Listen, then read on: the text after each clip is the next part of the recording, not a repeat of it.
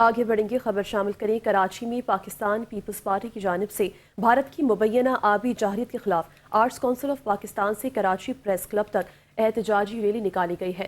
Rally مرسوں مرسوں Sindhu نہ ڈیسو کے نعرے کے تحت منعقد ہوئی، جس کی قیادت کراچی ڈویژن کے صدر اور رکن Sindh assembly Saeed Ghani, M P اے یوسف بلوچ، جاوید ناگوری اور دیگر رہنماؤں نے کی، جبکہ شرکا نے پانی پر ڈاکہ کسی صورت قبول نہیں اور دریائے سندھ ہمارا ہے جیسے نعرے لگائے۔ مظاہرین کا کہنا تھا کہ دریائے سندھ کے پانی پر کسی بھی قسم کی جارحیت یا قدغن قبول نہیں کی جائے گی۔ اس موقع پر پیپلز پارٹی کے رہنما جاوید ناگوری نے کہا کہ چیئرمین بلاول بھٹو زرداری کی اپیل پر کارکن بڑی تعداد میں احتجاج کے لیے نکلے ہیں۔ انہوں نے کہا کہ دریائے سندھ کا پانی ملک کے 90% آبادی کے لیے زندگی کی حیثیت رکھتا ہے۔